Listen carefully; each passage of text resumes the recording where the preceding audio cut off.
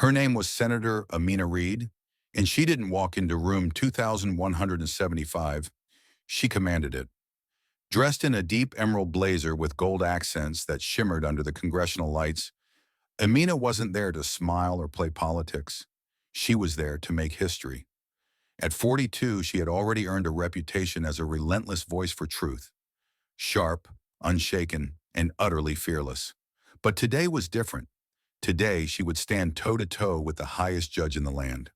Her eyes scanned the room, not out of uncertainty, but calculation. She wasn't just a politician.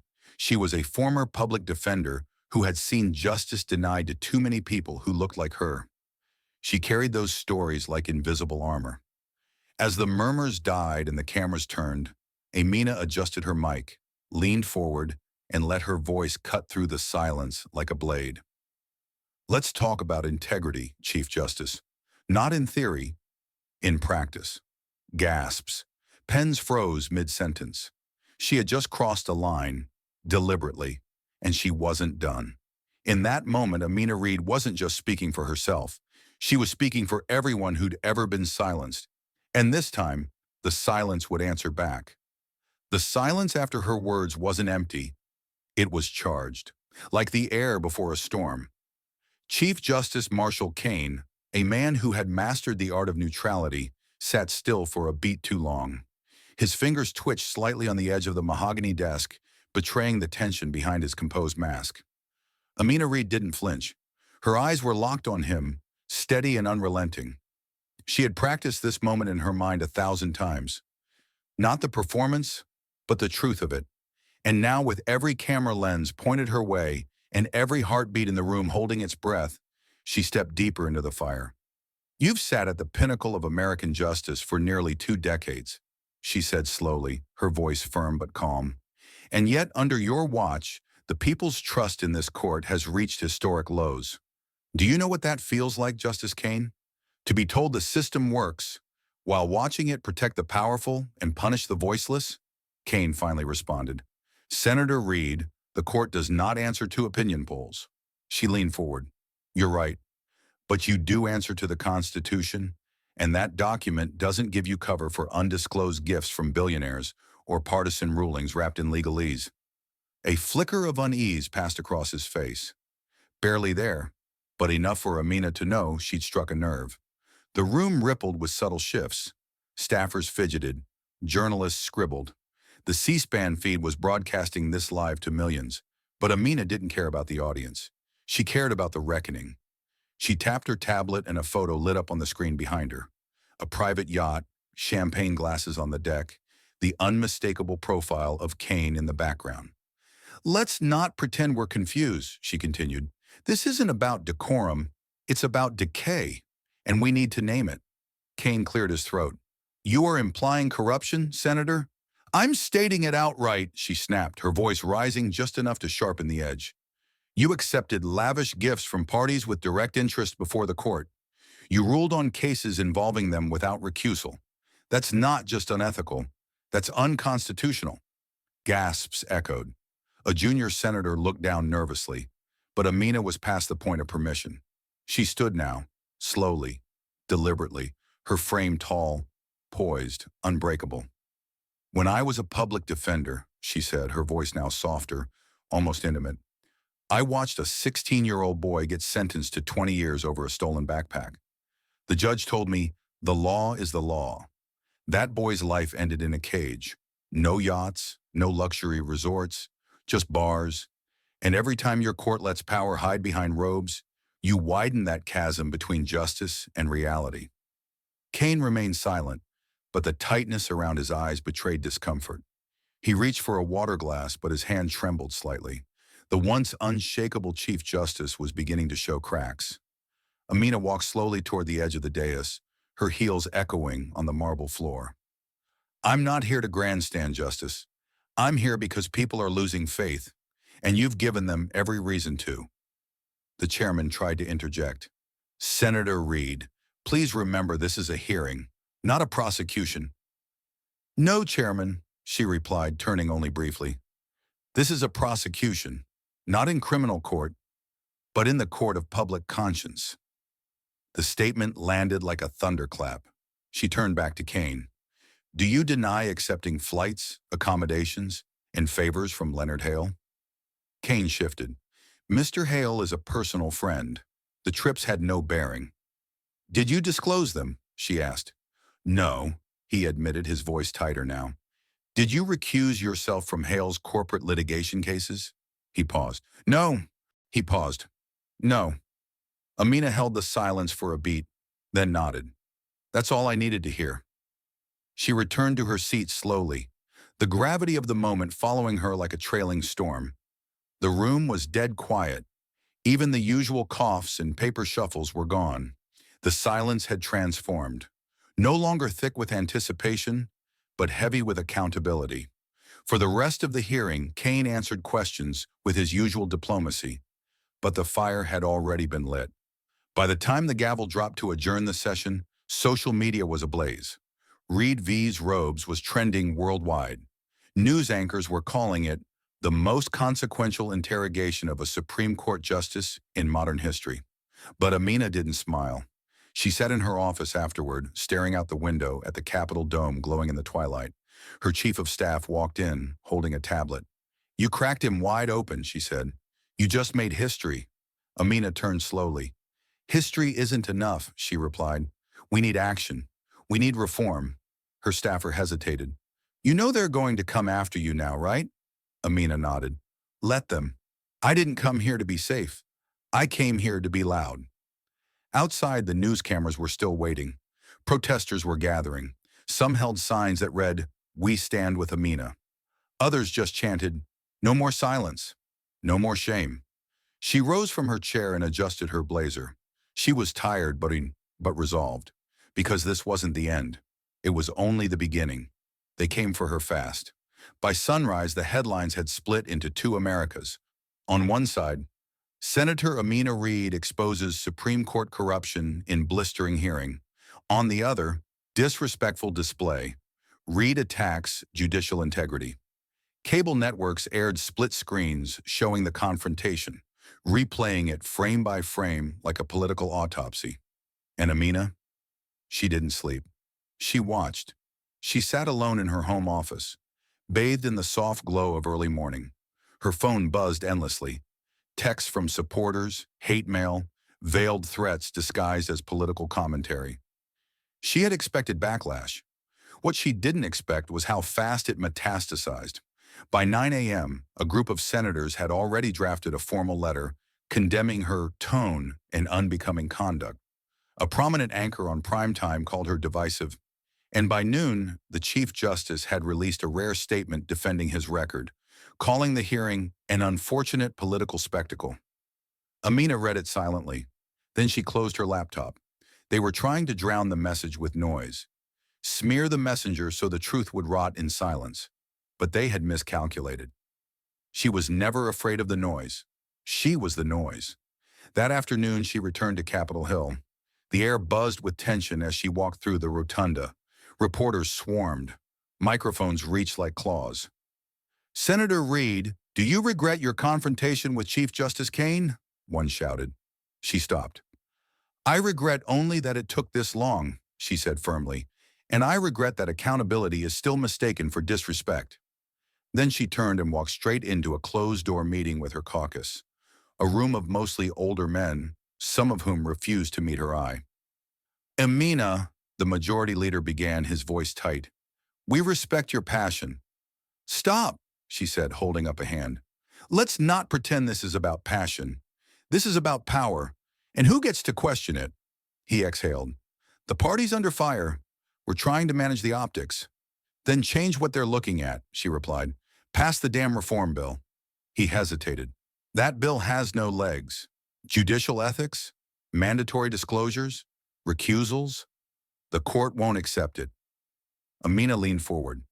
Then maybe it's time we stop asking permission from the very institutions we're trying to fix. The room fell silent. No one pushed back. That night, Amina went live on national television. Not through a network, but directly to the people. A live stream. No filters, no edits. Just her, sitting at her desk, sleeves rolled up, eyes fierce with clarity. "I want to talk to you," she began, "not as a politician, but as someone who still believes justice should mean something." She recapped the hearing. She laid out the evidence. She showed receipts, ethics violations, conflicts of interest. She named names, carefully, deliberately. She spoke of the boy with the backpack again, of how the rules bend for some and break others. By the end of the broadcast, over 3.2 million people were watching. Comments poured in, hashtags trended, donations flooded her campaign site, not for re-election, but for a cause. She closed the stream with this: "The system doesn't change because we whisper. It changes because we roar, and I'm not done roaring." The next morning, something unexpected happened. A whistleblower, a junior clerk from the Supreme Court, emailed her office anonymously. Attached were internal memos, proof of undisclosed contacts between Kane and a lobbyist group, travel vouchers, a calendar log. One file was labeled simply, "Flagged, do not release." It was real, and it was damning. Amina froze when she saw it. This wasn't just ethics. This was cover-up. This was strategy, corruption layered with deniability. She looked at her chief of staff. "If we release this, they'll bury you." She nodded. "Or they'll bury him." Within 48 hours, the files were verified, and Amina held a press conference on the Capitol steps. This time, the crowd was waiting. Not just reporters, but everyday people. Teachers, veterans, students, moms with strollers. "I warned you this was bigger than one hearing," she said. "This is a rot that goes all the way to the top. And now we have proof." The footage made prime time. Even the networks that previously condemned her ran the story. And then the tides began to turn. A bipartisan group of lawmakers signed on to her Judicial Integrity Act. Protesters gathered outside the Supreme Court with signs that read, "No one above the bench." Editorials flipped. Allies stepped forward. The calls for Kane's resignation grew louder by the hour. But Amina didn't gloat. She walked into every chamber like she had something to prove. Because she did. Not just for herself, but for every name and every file she ever defended. Every sentence handed down unfairly. Every voice that was never heard. Late one night, alone in her office, she received a call. It was Kane. His voice was quiet, shaken. "You made your point, Senator." She didn't respond. "You've torn down a lot," he continued. "But have you thought about what comes after?" "Yes," she said. "Justice." Then she hung up and stared out into the city lights, her heart pounding. Not with fear, but with purpose. Because now the real work could begin. The threats didn't come all at once. They dripped into her life like poison. Quiet, persistent, unmistakable. First, it was the coded language in op-eds. "Senator Reid's crusade may inspire unrest," or "ambition disguised as activism." Then came the more direct hits. A false ethics complaint was filed against her. Her personal emails were leaked. Nothing scandalous, but enough to invade her peace. Her father's small barbershop in Houston received anonymous calls warning him to "tell your daughter to sit down." Amina kept her head high in public, but behind closed doors she was bleeding from wounds no one could see. Late one evening, she stood in front of her bathroom mirror, pressing a warm towel against her face. Her eyes were tired. Her shoulders sagged beneath the weight of weeks without real rest. The light above the sink flickered once, a subtle reminder that even the most stable things can falter. Her phone buzzed. She glanced at the screen. Private number. She didn't answer. A voicemail came through. The voice was digitally distorted. Male. Calm. Too calm. "You're making powerful enemies, Senator. There's still time to walk away." She deleted it and stared at her reflection for a long moment. Then she whispered to herself, "Let them come." The next morning, her security detail doubled. Her team begged her to scale back. "Let others carry the torch for a while," her chief of staff urged. "You've done enough." But that wasn't how Amina Reid was built. She had grown up watching her mother clean houses in silence while being called by names that stripped her of dignity. She had watched teachers lower expectations because they didn't believe black girls could lead. She had heard judges sigh when she entered courtrooms as a defender, as if her presence disrupted their rhythm. She didn't come this far to stop at the sound of fear, so she showed up to every hearing, every vote, every meeting, and she made her next move. Amina called for an emergency session, not to debate another bill, but to deliver something rarer in Washington, a speech from the heart. The chamber was full. Opponents leaned back with smug grins, waiting for her to stumble. But when she rose, silence fell. "My name is Amina Reed," she began. "I was born in a zip code the world forgot, to a mother who cleaned and a father who cut hair. I was never supposed to end up here, and some of you still believe I don't belong." She let that sit in the air. "But I didn't get here because of privilege. I got here because I refused to be quiet, and I will not be quiet now." She told them what it cost to stand alone, how it felt to be hunted by power, not for breaking rules but for exposing who had. She looked directly at the Senate majority. "You can try to discredit me, threaten me, bury me in investigations, but you can't unring the bell. The people heard the truth, and they're not forgetting." The speech went viral, again, but the threats evolved. One morning, her car tires were slashed outside her D.C. apartment. 2 days later, her campaign office was vandalized with red spray paint that read, "Traitor." Her staff arrived early to clean it before she could see, but Amina insisted they leave it. "Let the cameras see what honesty costs," she said. "Let the world see what they do when we tell the truth." Despite it all, she moved forward. The Judicial Integrity Act passed committee by a razor-thin margin. It wasn't law yet, but it was breathing, and that meant something. Kane had gone quiet, avoiding public appearances. New allegations had surfaced, this time implicating another justice. The dominoes were falling. Still, Amina felt alone. That night, after another death threat arrived at her Senate office, she sat in her apartment with the lights low, curled on the couch with her father's old denim jacket draped over her shoulders. Her younger sister, Lila, called. "You okay?" Lila asked softly. Amina hesitated. Then in a rare crack of armor, she whispered, "I'm tired, Lee. Not just physically, soul tired." Lila didn't offer advice. She just listened. Then she said, "Mama used to say, don't let them shrink you, Mina. The more they push, the more space you take." Amina smiled through the tears threatening to spill. "She also said you were the favorite." They both laughed. A small, precious sound in a heavy world. The next day, Amina received a letter, handwritten, no return address. Inside was a single sentence. "My brother died in prison because of a corrupt judge. Thank you for fighting for those who couldn't." There was no name, just a fingerprint in smudged ink. She held the letter to her chest for a long time, and when she stood, something inside her shifted. Not fire this time, not rage, but resolve. Quiet, unshakable, and infinite. As the weeks unfolded, the campaign against her intensified, but so did the movement she sparked. Law students cited her hearings and papers. Retired judges called for reforms. A coalition of former clerks released a public letter backing the Judicial Integrity Act. Amina stood in the center of it all, tired, scarred, and unbroken, because she understood something now. When you take on giants, you don't walk away clean. You walk away changed. And sometimes, you don't walk away at all. You stand. The gavel fell like a thunderclap, and just like that, it was done. 51 votes to 49. The Judicial Integrity Act had passed. For a split second, the chamber was silent, not out of respect, but disbelief.